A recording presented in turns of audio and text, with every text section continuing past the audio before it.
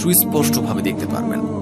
যদি আপনি চাঁদকে দেখতে না পান, মানে আপনি কোনো রকম ভাবে অসুস্থ থাকেন কিংবা কোনো কারণবশত চাঁদকে দেখতে না পান, তাহলে সেখানে আপনি চাঁদ দেখার পাক্কা খবর শুনে আপনি এই ওজিফা করতে পারেন। এই ওজিফাকে আপনি যখন চাঁদ দেখতে পাবেন তখন থেকে নিয়ে সম্পূর্ণ রাতের যে কোনো সময় করতে পারেন। ফজরের ওয়াক্ত শুরু হওয়ার আগে আপনি এই ওজিফা করতে পারেন। তো সেই জন্য যখনই আপনি চাঁদকে দেখতে পারবেন, তো চাঁদ দেখার সঙ্গে সঙ্গে অথবা চাঁদ দেখার পাক্কা খবর পাওয়ার সাথে সাথে আপনি এই আমলটি করতে পারেন। সেই সঙ্গে আপনাদেরকে এটিও জানিয়ে রাখি যে এই ওজিফা যে কোনো অবস্থাতে করতে পারেন। এই ওজিফাটি এতই শক্তিশালী, আপনি কোনোভাবে এটিকে হাতছাড়া করবেন না। এবার যখনই আপনি চাঁদ ওঠার পাক্কা খবর শুনে নেবেন, তখনই আপনার মনে যে সমস্ত হাজত আছে সেগুলোকে ভাবতে শুরু করবেন যে এই ওজিফাটি করার পর আমার সমস্ত হাজত সম্পূর্ণ হয়ে যাবে। সেখানে যদি আপনার ইচ্ছে হয় তাহলে আপনার হাজতগুলো, আপনার ইচ্ছাগুলোকে মনে মনে স্মরণ করতে পারেন। মানে এই ওজিফা করার পর আমার অমুক অমুক হাজতগুলো পূরণ হয়ে যাবে ইনশাআল্লাহ।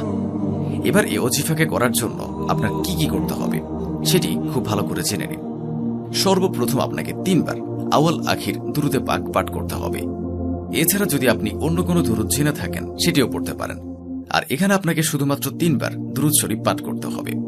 তারপর আপনি 11 বার এই নামগুলোকে পাঠ করবেন।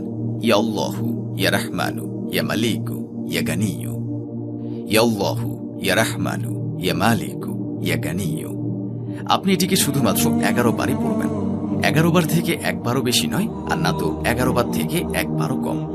আপনারা শুধুমাত্র 11 বার পড়তে হবে। আর এটি এমন হয়ে পড়বেন, ইয়া আল্লাহু, ইয়া রাহমানু, ইয়া মালিকু, ইয়া গানিয়ু। আর এমনই করে আপনি 11 বার পড়বেন। তারপর সর্বশেষ আপনি 3 বার আবার সে দুরূদ পাঠ করে নেবেন যেটি আপনি প্রথমে পড়েছিলেন। শুধুমাত্র আপনাকে ছোট্ট একটি ওজিফা এই মাহে রমজানের পবিত্র চাঁদ মোবারক দেখার পর পড়তে হবে। তারপর দেখুন আপনার সমস্ত হাজত ইনশাআল্লাহ সম্পূর্ণ হয়ে যাবে। আপনি ভিডিওটিকে সওয়াবের নিয়তে আপনার আত্মীয়দের মাঝে অবশ্যই শেয়ার করবেন। আমাদের সাথে জুড়ে থাকার জন্য শুকরিয়া। দেখা হবে পরবর্তী ভিডিওতে। আল্লাহ হাফেজ।